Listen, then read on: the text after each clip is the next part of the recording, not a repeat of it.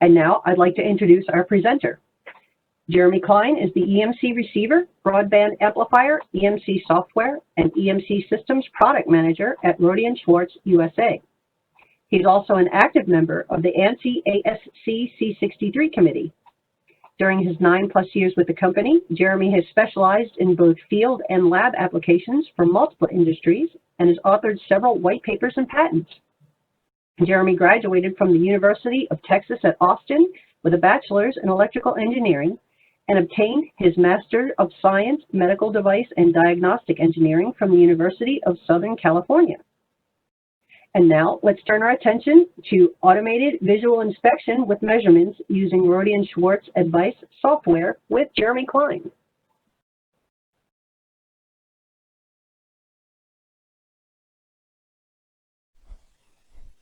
Okay, great. Thank you so much. I'd also like to welcome everyone to today's presentation. I truly appreciate all of you being here today. My name is Jeremy Cline, and I'm the product manager at Rohde Schwarz North America, who is responsible for EMC products and systems. I'm very excited to have the opportunity to speak with all of you about today's topic entitled Automated Visual Inspection with Measurements Using R&S AdVISE. Without further ado, let's go ahead and jump into the presentation. First, let's answer an important question. What exactly is meant by visual inspection? I know this might seem like a really basic question, but providing a formal definition now will set the stage for everything we're going to talk about today. Strictly speaking, visual inspection can be defined as the process of using the naked eye to look for something specific, whether it be a flaw or some other defining characteristic. In today's world full of cameras and artificial intelligence development, we're all growing more and more concerned with finding specific things in the midst of chaos. And with the ever-increasing number of complex test setups that we're seeing today, visual inspection continues to become more and more difficult in many cases. In the context of today's presentation, however, we're going to take things one step further and tackle visual inspection from an automated perspective, where a video-based system is used to visually detect failures of a device or equipment under test, rather than relying on the naked eye, which is what I would refer to as manual inspection.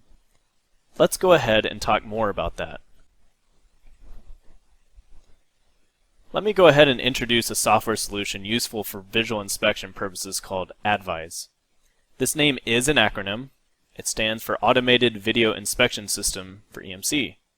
And as its name suggests, there are several typical use cases for this product in the EMC industry. And more specifically, this product was originally developed for automotive EMC customers. As time has passed, however, we have found that there are several other valid use cases in the commercial, medical, and military fields, and actually more, which could benefit from automated visual inspection.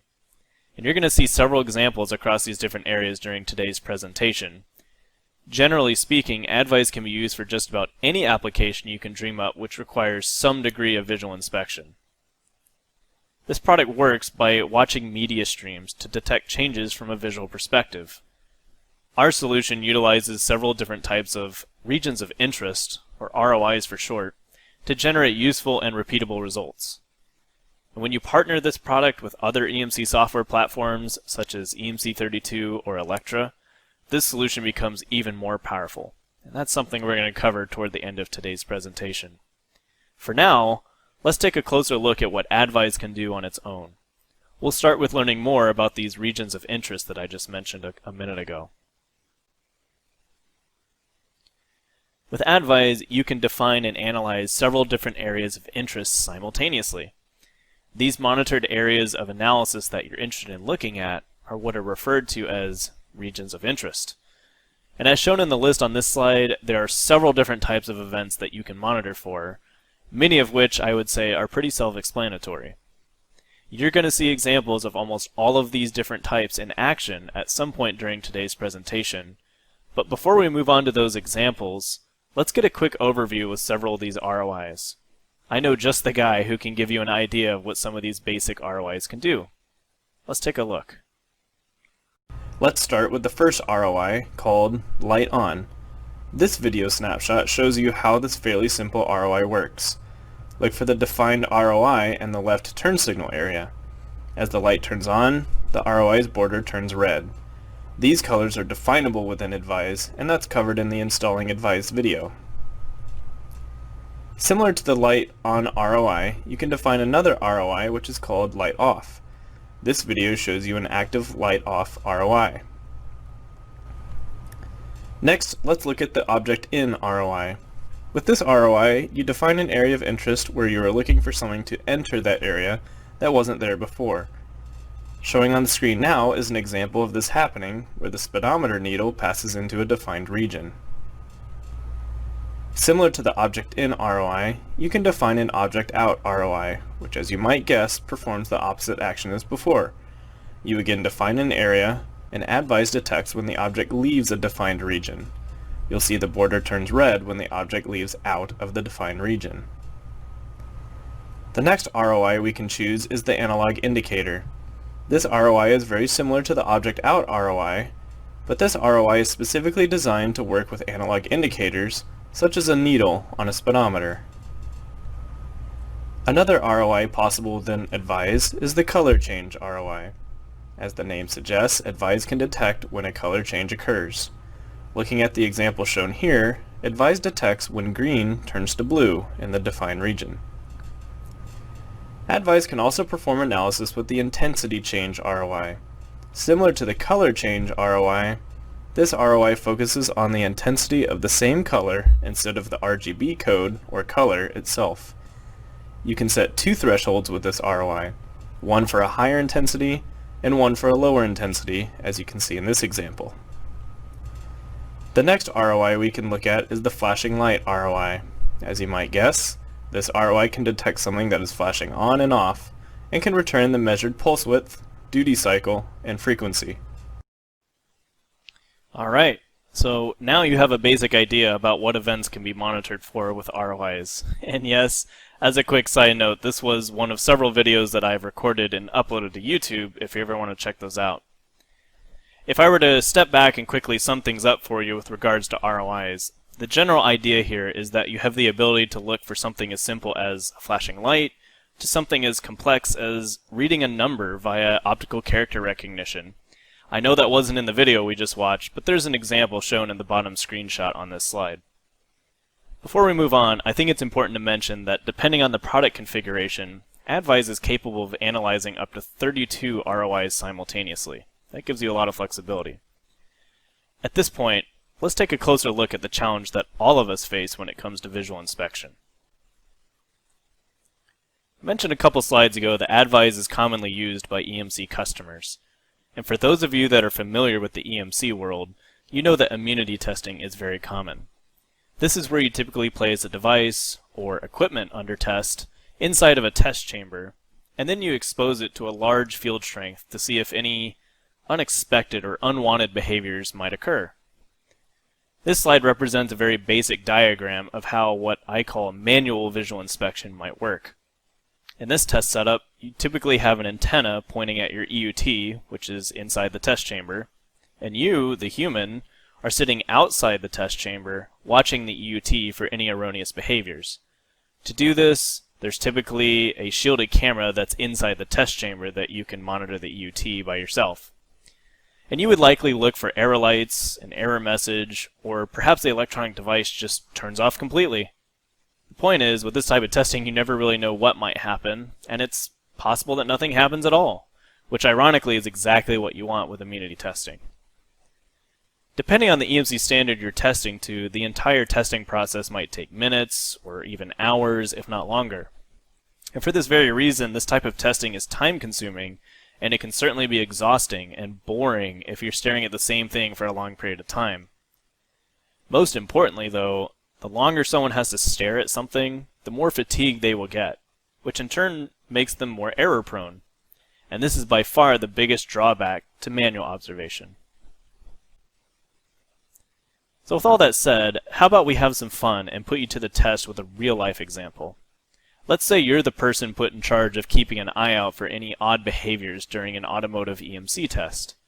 I'm going to put you behind the wheel of a running vehicle, which is subjected to a very large field strength, very similar to what we were just talking about. Your job is to see if anything unexpected happens. Alright, so here we go. You're in the car now, and I'm going to start the test in just a moment. Your job is to study this slide very carefully. So we're off and running. Notice that the vehicle's dashboard shows the vehicle is driving somewhere between roughly 25 to 30 miles an hour. That's something we can read. And I'm sure by now you've noticed that the windshield wipers are running, but they aren't covering the entire range of motion for some reason. I think that's a little odd. More disturbingly though, without putting your hands on the steering wheel, you're noticing that the wheel was jerking to the left and right, all on its own, which represents a very scary, unexpected behavior. I think you would probably agree with me that this vehicle has some susceptibility issues. The point of this exercise was to show you that sometimes it's very easy to spot behaviors that shouldn't be there. But what if I told you that you missed something? Even though I asked you to study this slide very carefully, and notice I said the entire slide, not just the video itself. Did you take notice of the text box above the video? It was changing to slightly different shades of blue the entire time the slide has been displayed, and in fact it still is. If you don't believe me, we're going to take a closer look on the next slide. Shown here is the exact same text box in the same exact position as the last slide. And don't worry, it's not doing anything yet. Just to prove to you that it's a video, this time I'm going to start the video manually. Can you see the color changing? I know it's very slight, but it happens about every 1 to 1.5 seconds. And don't worry, if you're still having trouble, here's what I'm going to do. Let's make the text box a lot bigger. I'm also going to speed things up so that you can see the color changing more rapidly. I think that'll allow you to see it a little easier. But with this, there comes a catch. The video will only last about 3 or 4 seconds, and now you have the advantage of knowing that the color is changing. Here's what I want you to do. See if you can count the number of times the color changes to a new shade of blue. Ready? Here we go. Okay. The video just ended. So, did you get it? Even when you knew it was coming, I hypothesized it took you a little bit of time to see the color changing at all. And with only one pass at this exercise, I'd be very surprised if you got the right answer. If you saw not 1, not 2, but 23 color changes, you'd be correct. If you didn't get the right answer, don't worry about it. I'm aware this is not the most practical example in the world, and I arguably misled you a little bit. But I believe it demonstrates the concept that humans are only capable of so much when it comes to manual visual inspection. And this is the exact premise of why a product like AdVISE exists. Imagine if we had been able to use an automated approach to the example I just showed you. One of the ROIs that AdVISE can monitor for is called intensity change. We would simply enter the color code of the shade of blue we expected to see, and if it changed, AdVISE would not only detect that color change, but would also record the number of times the event occurred, and you could review those timestamps of each occurrence at a later point. Had we done this in an automated fashion, there wouldn't have been the chance for someone to get tired of staring at a computer screen. We would certainly have eliminated human inattention at that point, and as a result, this would have ensured reproducibility in our test. This slide shows the overall test setup that can be used for such an automated approach.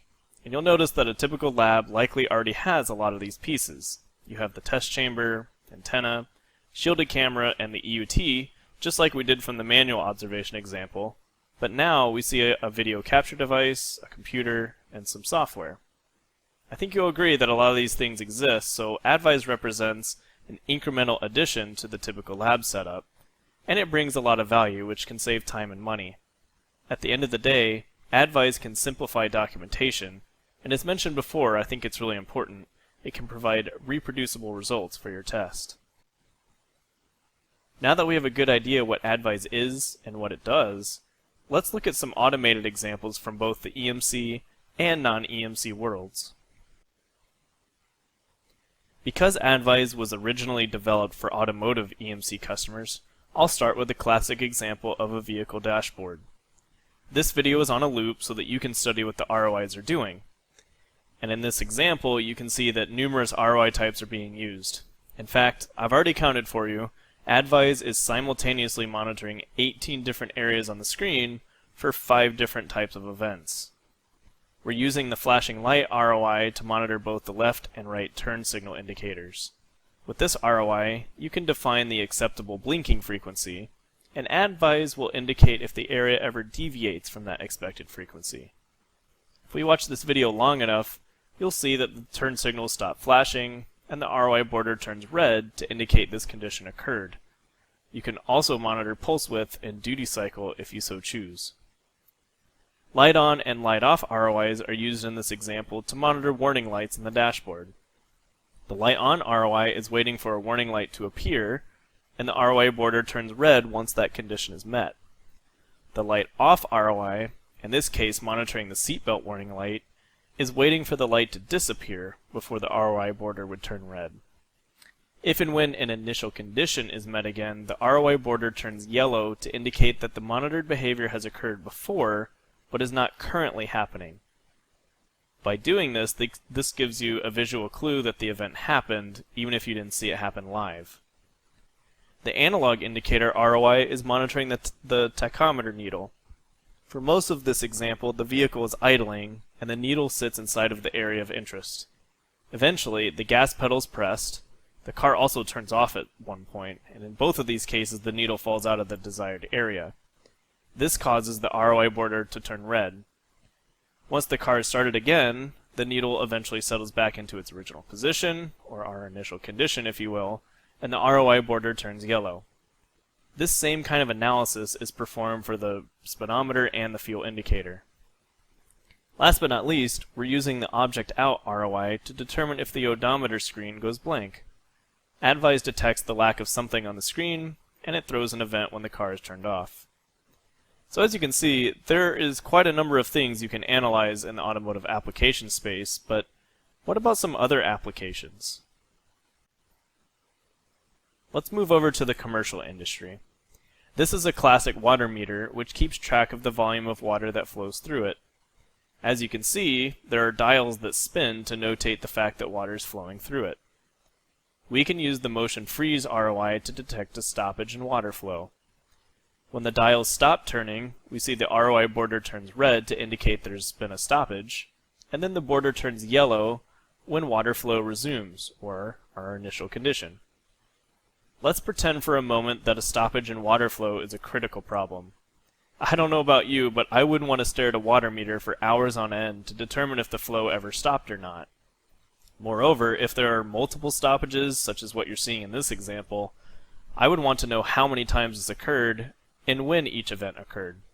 And that could get very tedious if you're trying to do that from a manual perspective. Of course, with the explosion of IoT devices, we now have smart water meters, which can communicate a lot of this information, but I'm sure you can imagine how many old school spinning dials are out there in the world that may still require some manual inspection. AdVISE represents a way to automate this type of testing. As evidence in this example, not every application for AdVISE is necessarily from the EMC industry. Let's look at another example. On this slide, we're showing a standard run-of-the-mill washing machine where we're using 4 different ROI types: light on, light off, flashing light, and object out. You actually saw all of these same ROI types in action in the vehicle dashboard example a few minutes ago, and it's probably easy to understand what we're monitoring for in this case. This video is also on a loop so that you can watch the different behaviors exhibited as we scroll through different modes of operation on this washing machine. Certain modes cause certain lights to turn on, and depending on what's happening on the small display screen, we can trigger the object out ROI to indicate that an expected display is disrupted.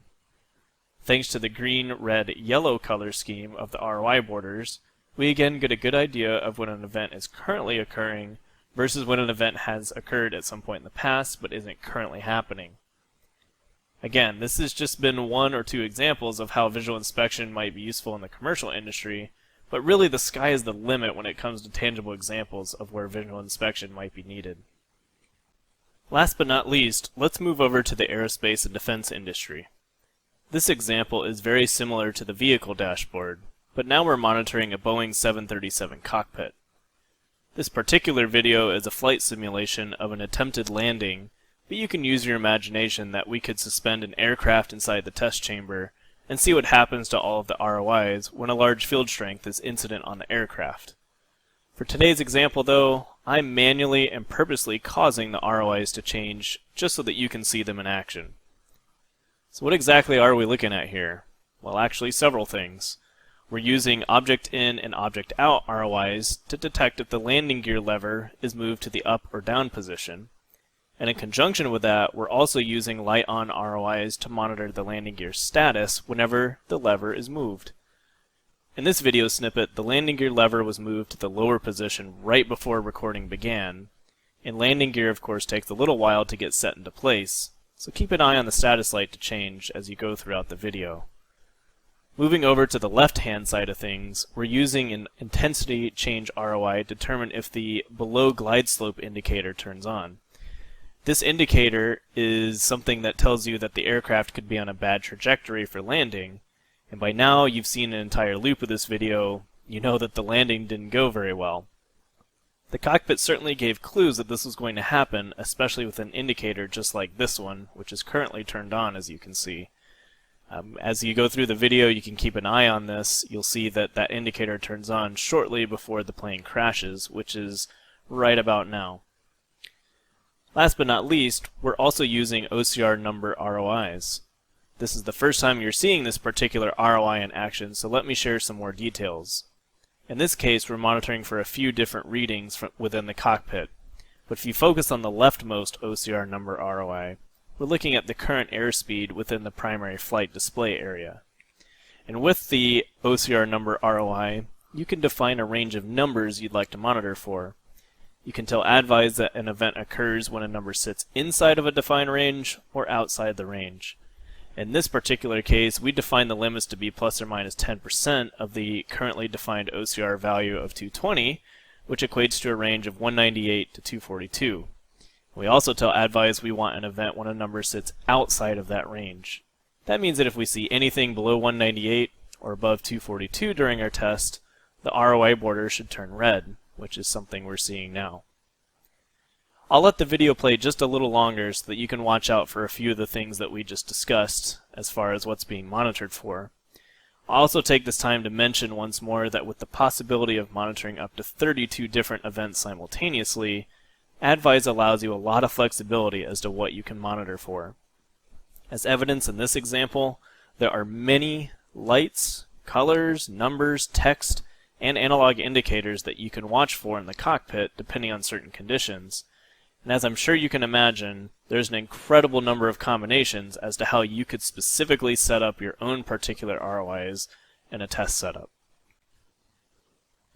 So, up to this point, the examples shown have demonstrated AdVISE's basic capabilities across several different industry and application spaces. We have seen that visual inspection is not necessarily unique only to the EMC world, but it also applies for the commercial and aerospace and defense worlds as well. We have monitored for lights turning on and off, flashing lights, motion freezes, and much more. But in this next section of the presentation, let's move on to some more advanced topics when it comes to visual inspection. During the course of the last several examples, if you thought to yourself, wait a minute, are these examples truly realistic? Then you're on to something. Everything you have seen so far has admittedly made a couple of major assumptions. First, we have assumed that the equipment under test that you're monitoring is sitting perfectly still, meaning absolutely no vibration. Because it's so easy to imagine, let's think back to the vehicle dashboard example. Imagine we had turned on the engine during the test. Wouldn't that have caused some vibration? Perhaps so much vibration that it affected our ROIs and we could have gotten a false reading? That's a very feasible thing to think. And what about if we think about the EMC testing environment in general? Perhaps our device under test is mounted to a turntable, which is something we use all the time, and the table is constantly turning. This presents a far greater challenge than if the table were sitting perfectly still, of course. In the coming slides, we'll take a look at solutions to that perceived problem. The other assumption we made is that we're using only one camera and/or only one live feed. Today's testing environments are increasingly complex, and sometimes you need more than one camera so that you can cover an entire test area effectively. Think back to the aircraft example that we just went through. If you've ever peeked into the cockpit, you know that we weren't looking at every single switch, warning indicator, display, and more that's in there. In fact, there's an entire control board that sits above the cockpit, and there's even controls that are situated behind the pilot and co-pilot seats. We may have wanted to have additional cameras set up in that cockpit to monitor for everything, not just what we were looking at. And one more thing to ponder before we move on. What if it isn't feasible to perform visual inspection in a live manner? In other words, what if you want to analyze video content that has been recorded in the past because you don't have the physical capability to record things in real time? Let's go ahead and dive into some of these type questions, and we'll start with assumption number 1, that your equipment under test is sitting perfectly still. Coming back to our vehicle dashboard, vibration represents a large challenge when it comes to visual inspection. When I start the video on the left, you'll be able to see what can happen if we don't account for vibration. As the vehicle bounces around, our ROIs aren't moving with the dashboard, and we see several false events happening. Personally, my eyes gravitate to the tachometer. Notice how the needle passes in and out of the ROI area, but the car isn't accelerating or decelerating. The analog indicator's border had turned red, indicating that the needle had left the area, but we know in reality this is not actually supposed to be the case. So before we move to the other video, there's a concept which helps with this that I'd like to quickly introduce, and it's called rolling shutter. Rolling shutter is a method to get the image out of a camera's CMOS sensor line by line, and depending on the vibration frequency that we can detect, we can prevent image distortions. Therefore, if we can take advantage of some kind of ROI tracking methodology, our ROIs can match the vibration frequency, and we would no longer experience false events. Well, let's take a look at what this might look like. Notice the dotted blue line box with another box inside of it. This represents the referenced area where we monitor for vibration. As the vibration occurs, our ROIs move along with the vibration at the same frequency. And notice that we no longer see false events. Once the vehicle was turned off and some of the lights disappeared, we correctly saw some ROI events. This is a large improvement over the other video where we couldn't account for vibration. The last example was admittedly a bit extreme, just so that you could see the potential effects of vibration. Here we're simulating some actual driving inside of a race car. We can still see some vibration and movement as we move around the track, but the ROA boundaries track right along with it. If you focus on the speedometer, you'll see that we're doing some advanced analysis with an analog indicator. We're trying to monitor if we ever fall below or above particular speeds, and if you watch the tachometer, we're determining if the race car accelerates above a certain RPM level or falls below a certain RPM level. Both of these events occur several times over the course of the simulation, and as you can see here, both events are triggered together because the car swerved out of control to basically a stop, which meant that the RPM level dropped to basically idle, and we had no speed. Now let's talk about the other assumption that was made a few slides ago, where only one camera was used. As I quickly mentioned before, you might want to use more than one camera in a particular test setup. It's one thing to look at a vehicle's dashboard, but what if you also wanted to monitor the headlights and the turn signal indicators from outside the vehicle to make sure that the lights weren't burned out, for example? This kind of setup would require multiple cameras capturing simultaneously from different positions both inside and outside the vehicle. Such a setup is no problem with AdVISE if you use the correct hardware.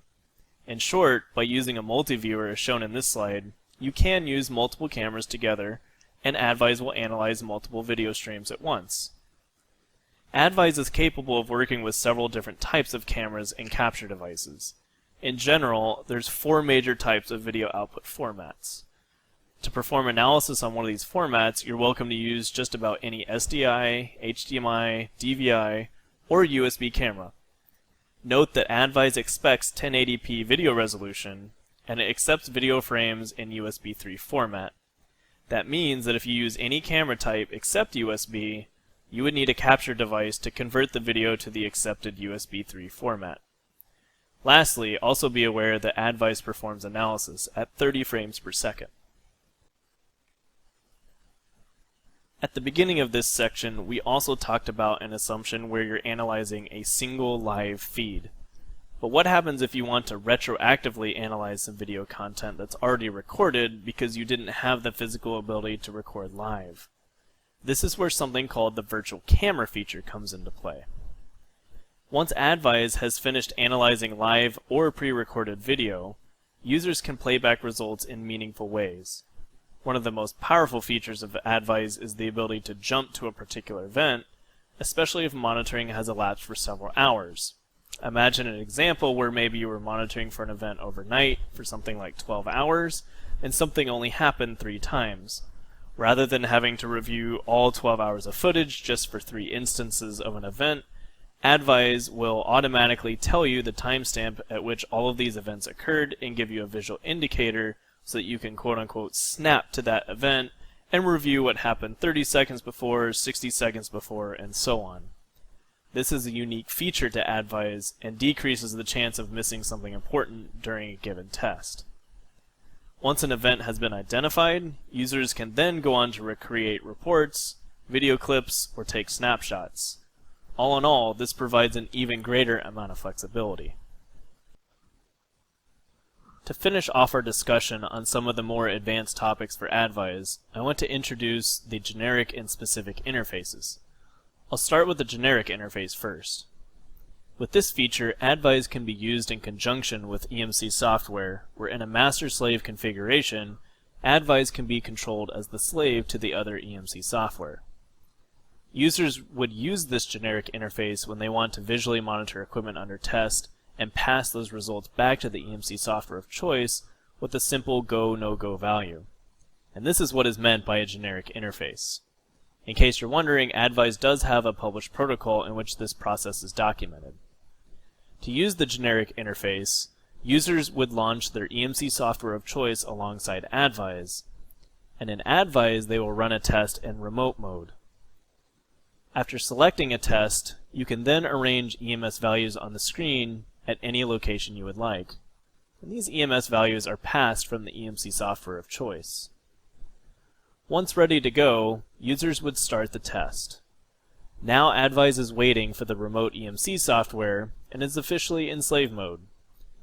As the test is running, if an ROI event occurs during a measurement period, AdVISE passes a no-go value back to the EMC software, which is always 0 volts. Once you reach the end of a test, you can look at a table in the EMC software which presents all of the frequencies at which an event occurred. One more important note to make here is that even though AdVISE is under remote control, it is still recording all pertinent information which is accessible to you after a test is completed. With the generic interface, manual correlation is typically needed between AdVISE and the remote EMC system, especially if you're looking for more than one ROI event that occurred. AdVISE also supports a feature called the specific interface, where AdVISE can again be controlled as the slave to another EMC software, and although this is very similar to the generic interface, it's important to note that the specific interface can do everything the generic interface can do, plus more. Users would use this specific interface when they want to visually monitor equipment under test and pass those results back to the EMC software of choice with actual ROI values, not just simple go, no-go values like we saw with the generic interface. And this is the biggest differentiator between the two. The specific interface is paired best with EMC32 and Electra from Rohde Schwarz, but we're often asked to use AdVISE with user-defined software to read the detailed ROI values as well. This opens up the potential to use AdVISE for applications beyond EMC testing. Therefore, we disclose this interface in an application note. To use the specific interface, users would launch EMC32 or Electra alongside AdVISE, and in AdVISE they will run a test in remote mode.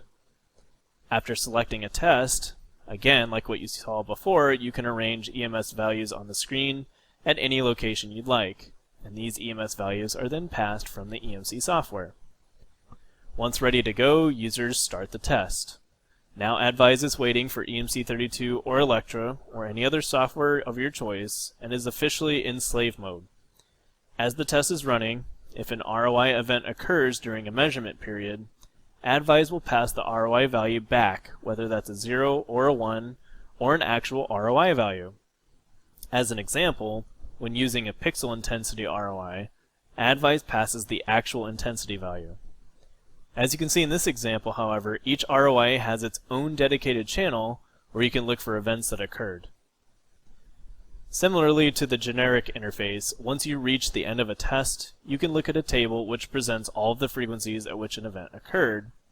And like we said before, I think it's one more important note to make. Even though AdVISE is under remote control, it's still recording all pertinent information, which is then accessible to you after a test is completed. Alright, so that's about all I have prepared for you today.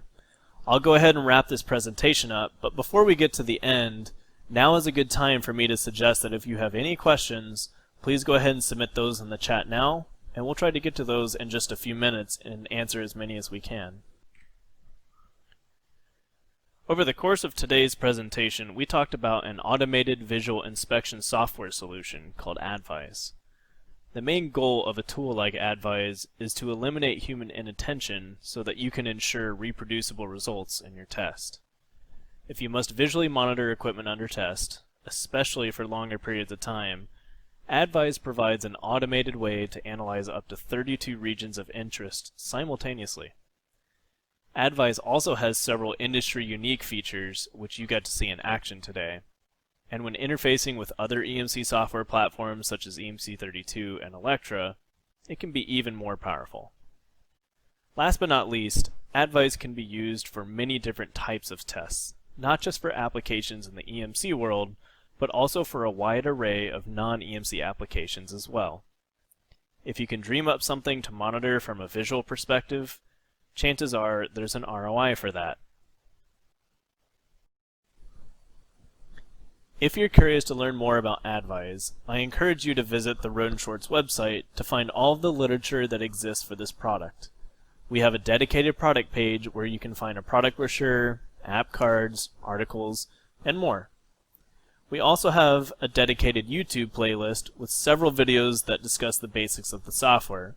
One of them, it's number 6 in that list, overview of ROIs, was something that you got a sneak preview of today. Last but not least, feel free to contact your local R&S salesperson. We have several offices throughout North America, and we'd be happy to talk to you about this solution. I hope today's presentation has been interesting and useful to all of you, and again, I appreciate your time and attention today. This does conclude the presentation. Let's go ahead and see if we can answer some questions. Hey, Jeremy. Looks like I got quite a few questions here. We'll start with, okay. Let's see. It says, I saw an ROI called audio. What does that one do? Yeah, so good catch. That was something that was on the ROI list shown right at the beginning of the presentation. And I didn't touch too much on it, as this is something that is actually coming in a minor release in a few weeks from now. But in short, there's actually a couple things you can do. Take, for example, you're in a test chamber and you want to detect if your device or equipment under test makes any kind of beep or something like this when something goes wrong. The first thing you can do is take a baseline recording of the environment, i.e. the chamber, and say perhaps there's a low hum coming from the lights or something. You can essentially filter out those frequencies because they're always there and you just notch them out. And then you can go into the software and set a range of frequencies that you do want to monitor for during a test. And AdVISE would tell you if any kind of audio is picked up within that frequency range you set that was not part of the baseline recording. So essentially those type of events stick out and you get timestamps and all this good stuff. Essentially in the end, this supplements what you're doing from a visual perspective, but from an audio perspective. All right. So next question, do any of the EMC standards require visual inspection? Ooh, that is a good one. So not that I'm personally aware of, but what I can tell you is that there's been talks of getting some verbiage around visual inspection into the MIL standard 461 standard in particular. And that would be starting with revision H of that particular standard. Today we're on revision G, so of course I'm talking about something that would happen in the future. Rohde Schwarz is actually part of some standardization bodies. We don't happen to be on MIL standard 461, but we have worked with the working groups that are in charge of getting some cutting edge technologies into the standard. One example being time domain scan for receivers. That was introduced once upon a time. So anyway, I just mentioned that because I'm hopeful that we can repeat the same thing for visual inspection one day. Okay. So next question, what video formats can AdVISE use? Yeah, I kind of spent through that one a little bit in the presentation. There's really two ways to answer this question, and I'm going to tackle both of them if I can. So first, if we're talking live analysis with a camera, AdVISE accepts only a 1080p video input signal at 30 frames per second, which translates to a 1920 by 1080 resolution. And this is the most widely used. That's why we picked it. And then the second thing is if we're talking about analyzing recorded video from the past, AdVISE's virtual camera feature that we talked about during the presentation, it can actually read video files recorded in different video formats and then go upscale them to the 1920 by 1080 resolution as required by the software. Video formats, near and dear to my heart. Yes. Okay. Oh, here we go. When was AdVISE officially released? Oh, let's see here. So I remember the very first release came out sometime in 2016. So it's been a few years. Generally speaking, we come out with a major release for AdVISE about once a year. So if you extrapolate that out from 2016, you get to release 5, and that's what we just came out with recently in 2020, and release 5.1. The minor one with the audio ROI is coming out just in the next few weeks. So yeah, it's been about 4 or 5 years now. It's pretty interesting software, to say the least. Okay, the next question, what is the maximum frequency you can compensate with vibration? Okay, yeah, no, this is a really good one. I would say the maximum frequency you can compensate with vibration. The real question I would say there is what's the limitation, right? So recall that we have a repetition rate of 30 frames per second, and that means that we're getting a frame about every 66 milliseconds or so. And repetition rate is actually not the limitation. It's in fact the shutter speed of the camera itself. Normally the shutter speed follows the frequency of the incoming frames, which means that if you have a frame rate of, let's say, 60 frames per second, you would then have a shutter speed on your camera of about 20 to 30 milliseconds. So there's kind of this linear relationship. But as you lower the frame rate to something like 30 frames per second, you're also reducing the shutter speed. And this is okay only to a certain extent. As an example, right? So I know a typical value for EMC cameras, they go down to about 10 milliseconds. And if you get to any smaller than that in time, you might run into issues getting light to the camera's sensor where all this magic happens. So you do have to take that into account. And while we're on the topic, I think it's also interesting to note that the critical vibration, the stuff that's actually changing the way that we're seeing the image, it's not actually from the higher frequency components. Those are up in the kilohertz range. It's actually the vibration that we detect at the very low frequencies down in the hertz range that's really disturbing the image the most. And the good news overall is that's something that we can compensate for in the EMC camera, as long as you're taking into account that shutter speed I was talking about. Okay. Let's see. I guess we have time for maybe a couple more questions here. Okay, can you configure AdVISE if you're not able to stop the engine? Oh, yeah, no, that's good. So that goes back to that example, right? So it's kind of hard to make a test setup if everything's moving around on you, right? And this is very common, actually. So what we've done is we've added a new button in the user interface called Image Freeze. So if everything's moving around and you don't have the physical capability to freeze it, you can just take essentially a screenshot and set all of your ROIs in the correct places and set them up with your ranges or whatever it happens to be. And once you're ready to go, you can then unfreeze the user interface and it'll go into the test. You can start the test and do everything as normal and have them track along with what you saw during the presentation. Okay. All right, so inquiring minds want to know what EMC software AdVISE will work with. Okay, yeah, so thinking back to the generic and specific interface slides, really the story is just about any EMC software will work. So AdVISE has an API that we publish in some of our app notes and whatnot. So if you want to pass some ROI values back and forth, we really support just about any kind of homegrown EMC software. But at the end of the day, I think you maximize the features and capabilities when you partner this with Rohde Schwarz software such as EMC 32 or Electra.